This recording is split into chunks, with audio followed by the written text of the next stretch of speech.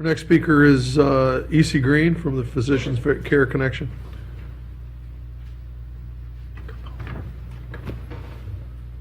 Good morning, Isi. Good morning, Commissioners. I'm Isi Green, and I'm the Executive Director of Physicians Care Connection.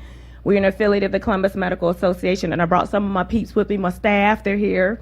I'm here today to express my appreciation for the financial support that this community provides to our most vulnerable residents through your allocation of sales tax dollars in the community partnership grant to our organization.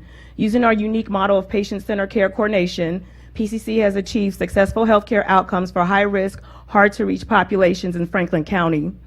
Through a network of over 1,100 healthcare volunteers, this is primary care physicians, subspecialists, dentists, and nurses, and 13 participating hospitals, PCC acts as a connector between people who are vulnerable and medical services. You have all of our statistical data on numbers on over the 2,500 vulnerable patients we see annually. These numbers are important, but there are real people behind this data. In 2016, we had a Hispanic man show up at our free clinic.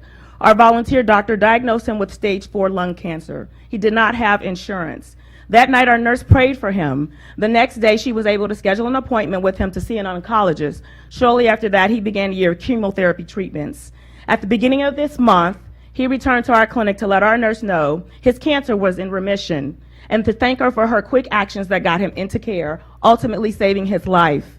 Access to dental care continues to be an unmet health care need in our community. Since 2012, we have served 1,841 people through our dental initiative. We provide extractions, cleanings, fillings, and dentures. The value of this care totals a little over $600,000. However, the true economic value of this care to this community is that we kept 1,841 people from seeking this care in the emergency room. Last week, one of our clients let us know that she had lost her Medicaid coverage. Her husband began receiving early retirement benefits 3 months ago, taking their monthly income from $1,700 to $2,100. Her prescription medication cost without insurance is over $2,000 a month. Our care coordinator was able to help her enroll in a plan through the marketplace with a monthly premium of $34 a month. With this plan, she will only pay $5 for her primary care visits, and her medications are only $5 each for each prescription. These examples of care coordination continue to be our experience. It is very resource intensive, but very necessary and ultimately very cost effective. The healthcare landscape in our community is complicated. Coupled with the challenges associated with the social determinants of health, there are a substantial number of our residents that will continue to need help when they are sick and coordination of care as they fall through the cracks. The funding that we receive through the community partnership is critical to providing these services. As you wrestle with financial decisions that will impact the future of the county, we want to help remind our community of the people behind the financial numbers. Your public financial support is a very practical benefit to our work. However, it is also a vital statement of a partnership to over 1,000 volunteer healthcare providers and our private funding supporters. We strongly urge your consideration of maintaining the current sales tax to allow for the funding of this work. Thank you. Thank you, Isi. Sorry.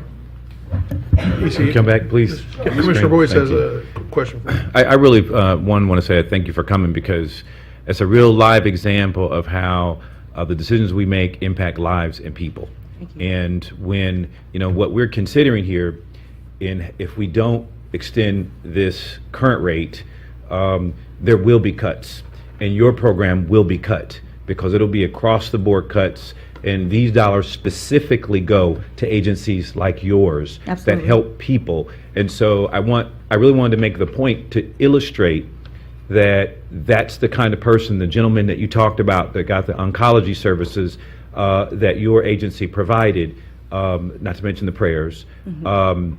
That's a real life example of how the decisions we make affect lives and people. And it's not all just numbers and those kinds of things. It's a serious thing, and I just want to make that point, because if we don't do it, those funds will be cut. Those funds will go away immediately, and those kind of people will be affected the most. So thank you for coming today and sharing that story. Appreciate Thank you. that. Thank you. You guys are very welcome to come visit the free clinic anytime you want.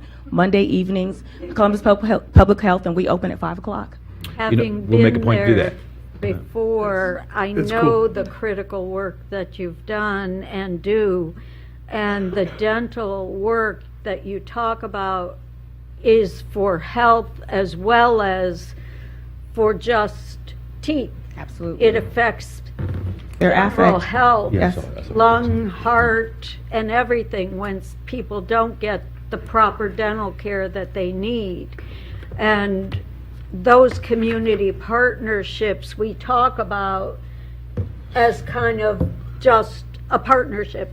It's more than that. These are critical services in our community that affect people's lives every day. And you're right, Commissioner Boyce, they would go away immediately.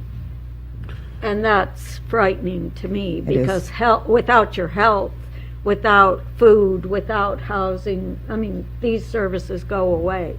Absolutely. And usually they're very layered, like you said. It's medical, but then there's also social services, so there's people without food. And just think about your teeth. If you don't have a good set of teeth or a nice smile, that impacts somebody's overall self-confidence and can preclude them from getting something like a job. And so we're happy to continue providing these services because we know that the value of this goes on longer than the short time impact that it has.